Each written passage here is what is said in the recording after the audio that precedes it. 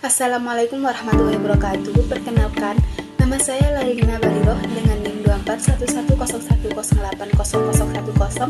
Di sini saya akan menjelaskan tentang proses pembelahan sel. Sebelum itu, apa sih pembelahan sel itu? Jadi, pembelahan sel adalah proses di mana sebuah sel membagi diri menjadi dua atau lebih sel baru yang penting untuk pertumbuhan, perbaikan jaringan, dan reproduksi organisme. Pada pembelahan sel terdapat 3 proses utama, yaitu amitosis, mitosis, dan meiosis, dan masing-masing itu memiliki peran dan karakteristik yang berbeda. Pertama, amitosis. Amitosis adalah proses pembelahan sel yang sederhana di mana sel membelah diri tanpa adanya tahapan yang kompleks seperti yang terjadi dalam mitosis dan meiosis. Proses ini sering terjadi pada organisme prokaryotik dan sel-sel yang lebih sederhana. Pada proses ini, inti sel dan sitoplasma sel induk akan langsung membelah diri menjadi 2 sel baru dengan ukurannya sama dan materi genetiknya sama, seperti ini. Kedua, mitosis. Mitosis adalah proses pembelahan sel eukariotik yang penting untuk pertumbuhan, perbaikan, dan pemeliharaan jaringan dalam tubuh. Proses pembelahan mitosis adalah peristiwa pembelahan sel yang menghasilkan 2 sel anak dengan jumlah kromosom yang sama dengan sel induknya. Ada 4 fase dalam pembelahan sel secara mitosis, yaitu profase, metafase, anafase, dan telofase. Tahap yang pertama yaitu profase. Pada tahap profase ini, sentrosom mengalami replikasi, sehingga menghasilkan 2 sentrosom. Kemudian, setiap sentrosom akan bergerak ke kutub-kutub inti sel yang letaknya berlawanan. Di saat yang bersamaan pula, mikrotubulus mulai terlihat di antara 2 sentrosom. Mikrotubulus akan membentuk benang-benang spindel. Pada tahap profase ini juga, benang-benang kromatin mulai mengalami penebalan yang kemudian membentuk kromosom. Nah, kromosom ini terdiri dari 2 kromatin identik yang terikat pada sentromer, seperti ini.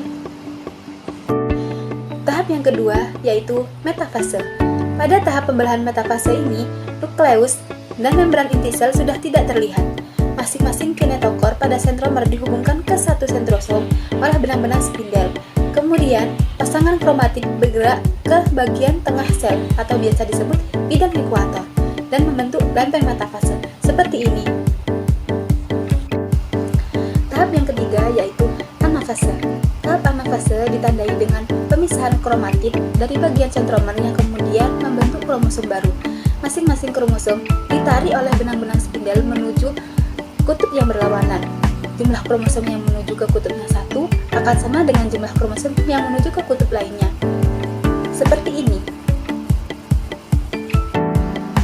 Tahap yang terakhir yaitu telofase.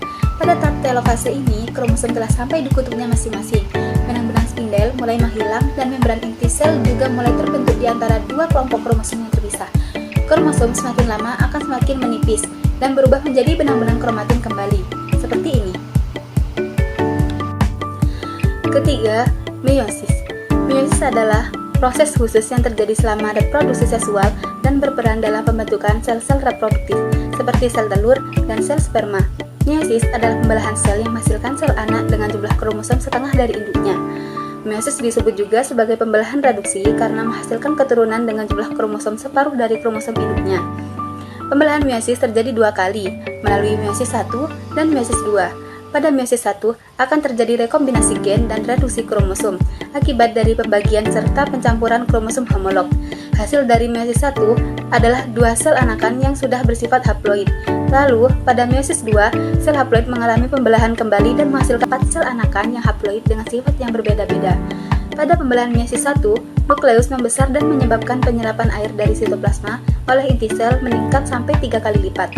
Meiosis 1 terdiri dari beberapa fase, yaitu interfase 1, profase 1, metafase 1, anafase 1, dan telofase 1. Pada tahap pertama, yaitu tahap profase 1, terbagi lagi menjadi beberapa subfase, berdasarkan struktur dan apa yang dilakukan oleh kromosom di dalamnya, yaitu leptoten, zigoten, pakiten, diploten, dan diakinesis. Tahap yang kedua, yaitu metafase 1. Pada tahap metafase 1, kromosom bergerak di bidang ekuator dan sentriol mulai membentuk benang-benang spindel yang berikatan pada sentromer kromosom. Tahap yang ketiga yaitu anafase 1. Pada tahap anafase 1, kromosom homolog berpisah dan bergerak ke kutub yang berseberangan. Setiap kutub sel memperoleh setengah jumlah kromosom sel induk. Pada tahap ini terjadi pengurangan atau reduksi jumlah kromosom akibat dari pemisahan kromosom homolog. Tahap yang keempat yaitu telofase 1. Pada tahap telofase 1 terjadi pembentukan anak inti pada setiap kutub dan terjadi juga sitokinesis. Sitokinesis adalah fase pembelahan atau pemisahan sitoplasma, organel, dan membran seluler, sehingga akan menghasilkan dua sel yang disebut sel anak dengan kromosom haploid. Dan inilah proses pembelahan sel meiosis 1.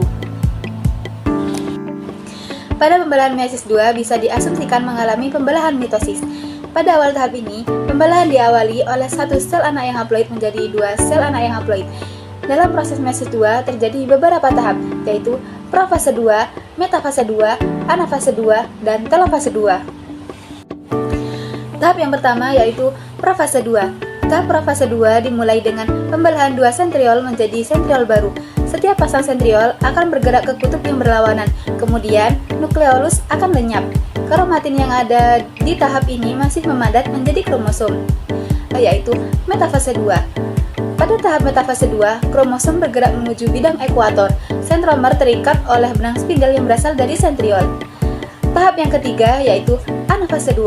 Pada tahap anafase 2, benang spindel mulai menarik salinan kromosom.